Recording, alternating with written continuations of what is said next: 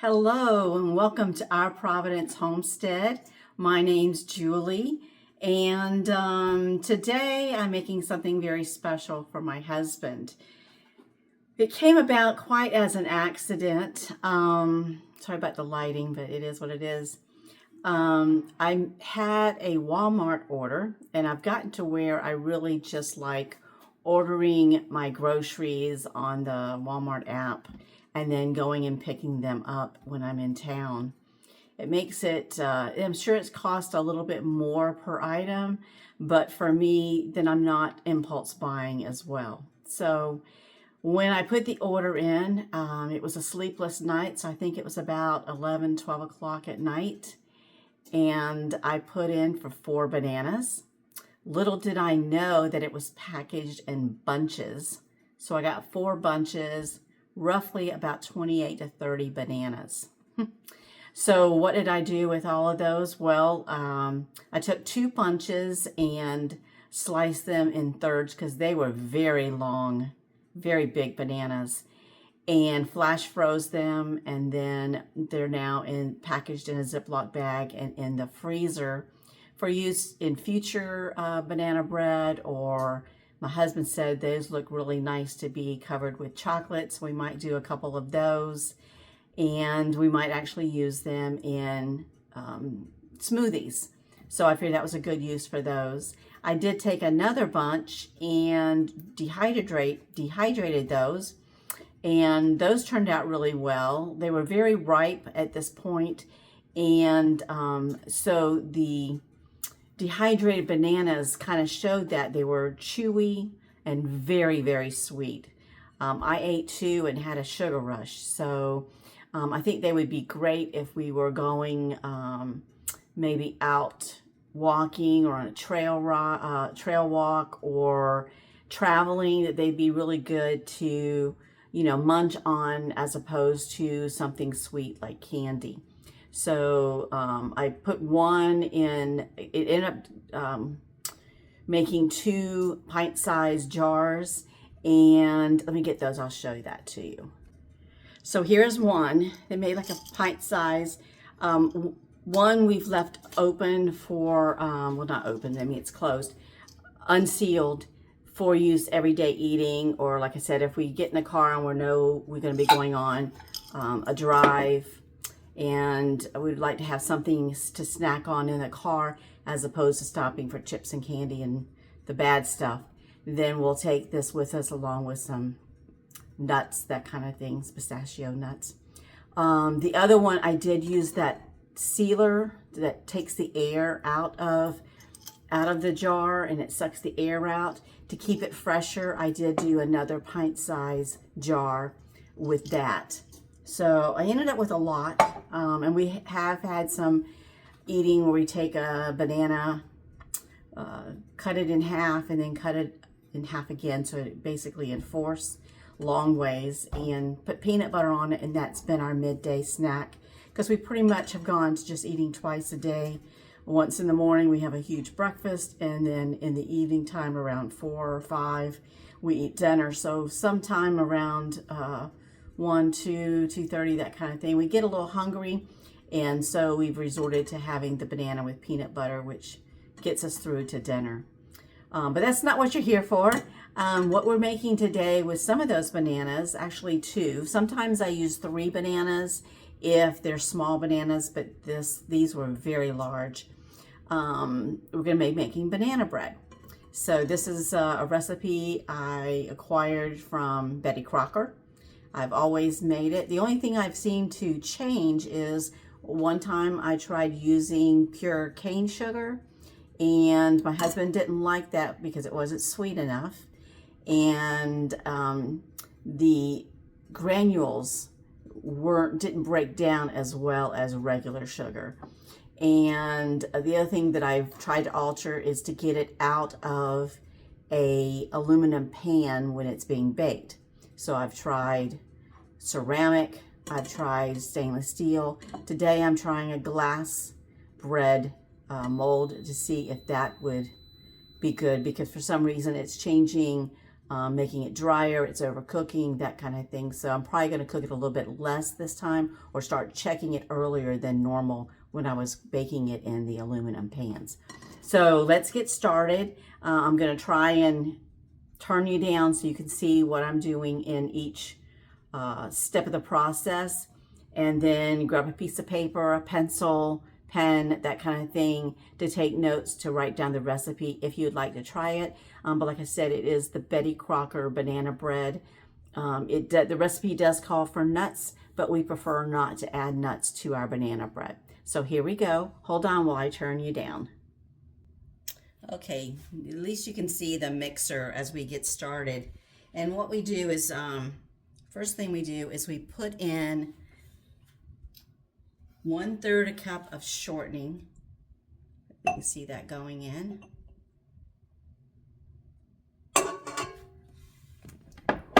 And we put in 1/2 cup of sugar. I've already measured out everything to kind of make it faster and simpler. Make sure your mixer is in lock, and now just turn this on and let it start blending and creaming. So that's going to take a few moments. In the meantime, I do have, you see it over here, I do have the bananas. Let me see if you can see. Let me see. It's probably better the way it was, right here. These are the bananas, and I'm going to continue to smash those up, getting them ready for when they go in. You can see they're already starting to ripen even more after being peeled.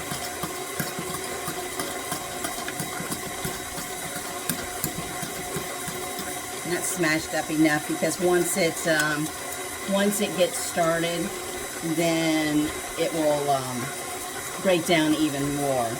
Now this right here is 1 3/4 cup of all-purpose flour. That's still creaming in there.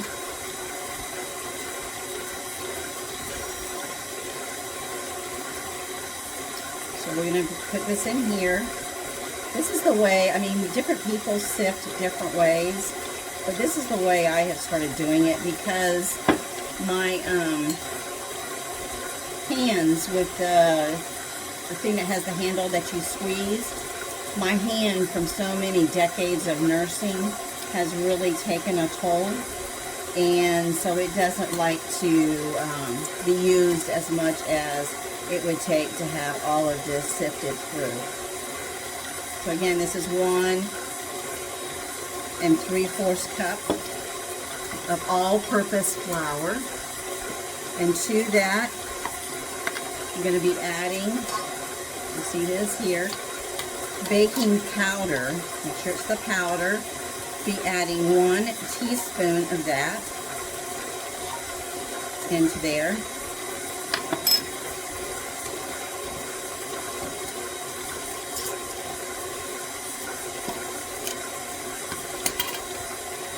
I'm going to add 1/2 teaspoon of baking soda.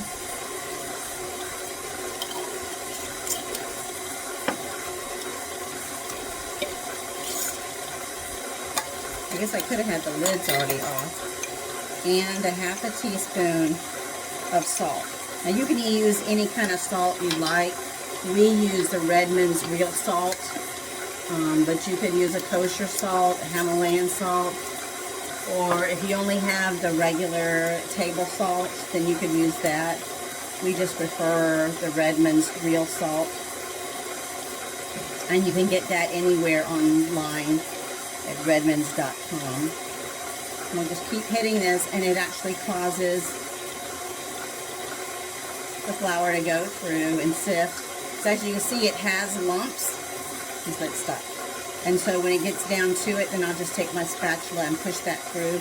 That way it'll make it a little bit lighter.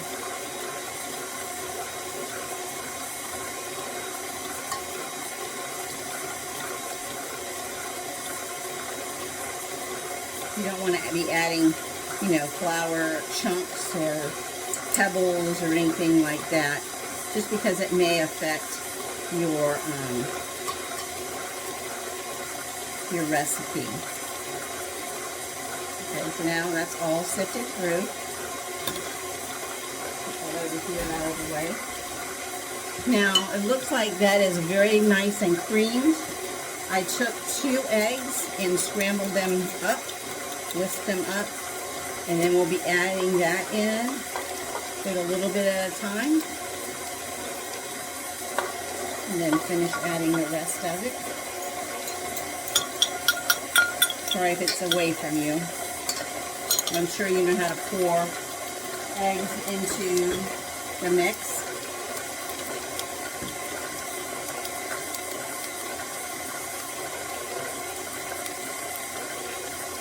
This is all mixed up in here. The all-purpose flour, the baking soda, the baking powder, and the salt. And then now we're going to start alternating it with some bananas. So there's always liquid or powder. It's already very liquid there, so I'm going to start adding the powder first.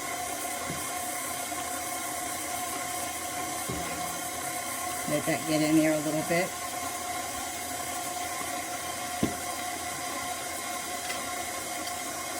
You always want to start with, let me get my spoon here. You always want to start with the powder first. Just adding a little bit of the bananas, and they'll spread out in there. You'll get a different.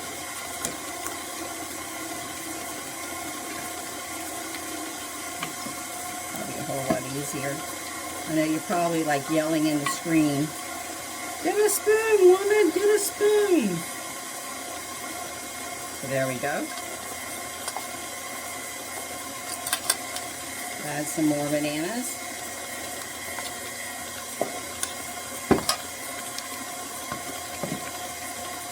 It just takes a few minutes and then it mixes up really nicely.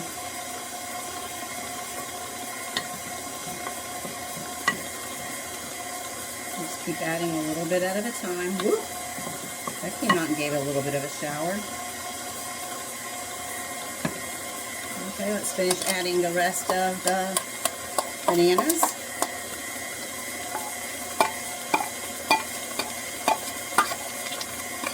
Sorry for the noises. Some people, the noises really seem to bother.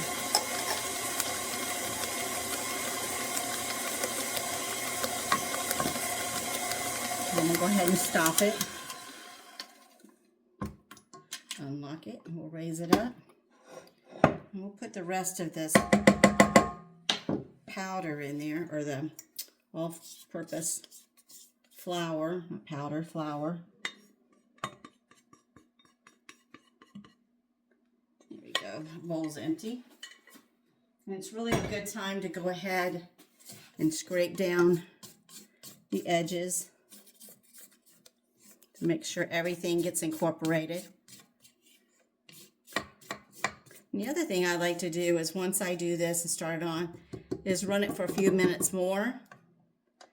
Just like a minute longer, just to finish putting it together. But you don't want to over mix bread. So give it a few more minutes there. And then at this time, I always double check the recipe to make sure everything is in.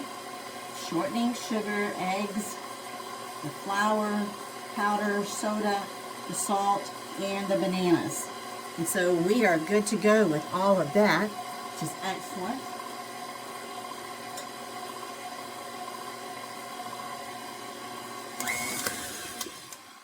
Again, I'm going to just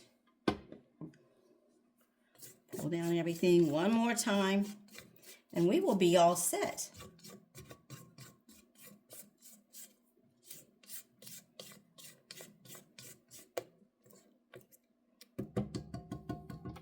Just a few more seconds.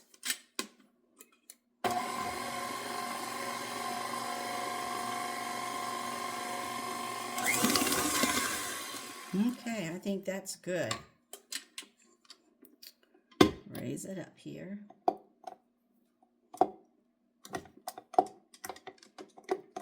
Well, we might just leave that on for right now. I don't feel like fighting with it. Okay, so right here I have that glass bread baking dish. this out. Give it another little mix. And then pour it right into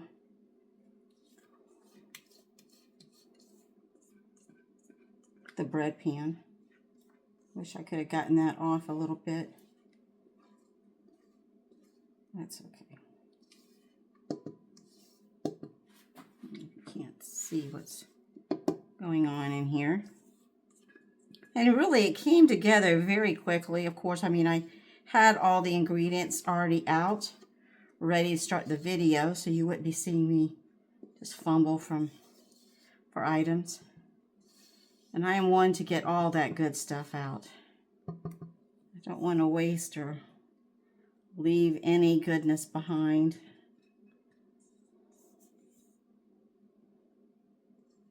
There we go. The other thing I like to do is just kind of see if there's any air bubbles in there. Okay, so that's the bread. It goes into a 350 oven. Let me pause. It goes into a preheated 350 degree oven for about, I think it said 40 to 45 minutes. Again, because this is glass, it may actually cook a little faster. So I'll probably start checking it about 35 minutes because last time I did bake it in a ceramic dish, it actually became dry because it baked for too long. So again, I'll probably start checking it at 35 minutes and then let you see the results when we bring it out and let it cool. In the meantime, while that's baking, stay tuned for a little treat that you get to see of what's going on with the chickens and the turkeys, okay? So I'll see you back after that when the bread is done. So while that's baking in the oven, I thought I'd bring you out and let you see the chickens and the turkeys. And they're about 3 weeks old, the chicks are.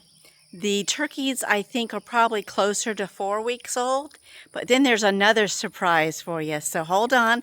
Let me turn the camera around and let you get an update on where our poultry animals are. Hold on. Okay, so the turkeys have gotten so big that they really outgrew their brooder box. So we had this dog pen here. That's why it says Lucky Dog. And so we moved them out here. They've been out here for about a week now. So here you go. They are doing great. Again, I think they're about 4 weeks old. I do think we ended up with one male and one female from each of the different kinds. I know one is the Grey Slate. That's the lighter color ones. The other one is a very difficult name. I'll put it in the caption when I get the spelling. I always call it something else. But they're beautiful, and you can see that, again, I think we got one of each, and you can tell really well if the darker ones would turn. You can tell a little bit by their tail. You see how the one that's walking right now has feathered out? Oh, it's really feathering out. Feathered out its tail. That means it's a tom. And the one coming up right next to him is his female hen. And then now coming up is the Blue Slate. And I think that one right there is the female, and the one behind is a male because the feathers on the tail seem to feather out a little bit. But we'll know more as they get older, but that's just based upon the research that we are doing. And see how the tail is really fanned out there as opposed to the other one. So they're trying to get out because I'm disturbing them. Let me fix their feed and then I'll show you the chicks. Okay, let me open this up very gingerly. There are all the baby chicks. They're all huddled in together. If I lift this up any further, they're going to all start fluttering. But they are doing good. So we're hoping to next week build them something for them to go into during the daytime so they can explore a little bit because they'll be 4 weeks old tomorrow. So the baby chicks are doing great and growing, and they are ready to get out of that brooder box as well. But they need to be 6 weeks old or have all their feathers. Feathers are coming in, but they're not fully feathered, so they wouldn't be able to tolerate our nighttime because we're still dropping down in the 60s at night. So they still need to be underneath the light. But they'll get there. But next week on the schedule is to build the housing for both the turkeys and the chicks, and have them to get ready to go into their new home. But my daughter went on a trip back home to see one of her friends. Back home is meaning the county that we came from. And yeah, this happened. Hold on, let me turn you back around. She decided, her friend had these wonderful hens. There's 3 hens and 1 rooster. Decided that they needed a new home. So they've come to live with us. So right now they're in dog crates. And we're going to have to build a home for them. And they'll eventually go in with the baby chicks once they're bigger. Just so they'll be a good size and they can defend themselves. But right now, these are about 4 months old, according to my daughter and the information she got from her friend. So these are also laying chickens. They're loving this grass area. This grass was all high. Like, I don't know if you can tell right there. But they've patted it down. They've ate it down. They've done their thing.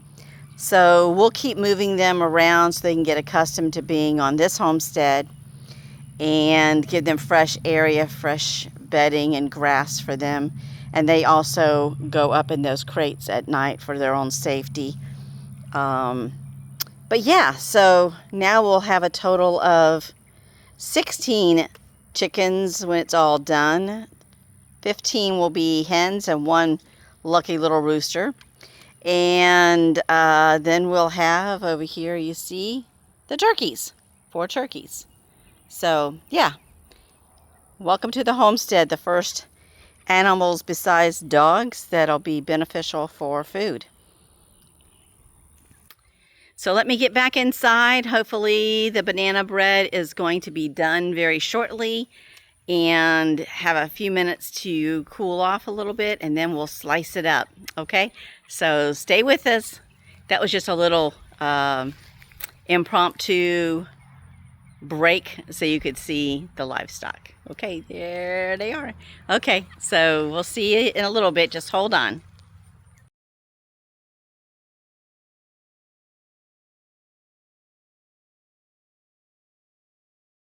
Okay, so I'm gonna go ahead and cut it. I love the ends. My husband does not. So I will be making that, saving that for myself. But let me go ahead and see if I can turn you down. Let's see, hold on.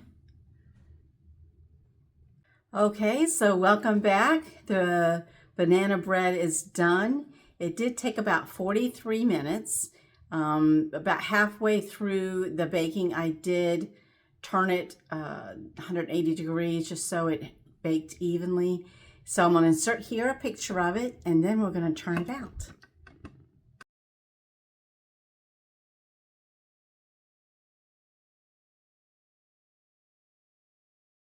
There we go. I love the ends like that. You see how nice and beautiful that is? I'll go ahead and cut. Now he prefers not to be on camera, but I'm going to slice a piece and then see what he has to say. Turned out really beautiful. Put a little butter on it.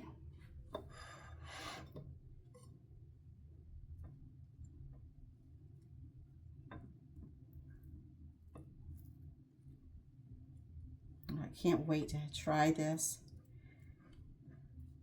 Take advantage of making the mistake of ordering too many bananas. It's almost like that whole story of what do you do with a bunch of lemons? You make lemonade. Well, if you get a lot of, I know that's a lot of butter, but if you get a lot of bananas, you make banana bread. So He loves it buttery. So let's see what he has to say. Okay, so he's in there eating his piece, saying, oh my gosh, oh my goodness. So let's see what the end tastes like.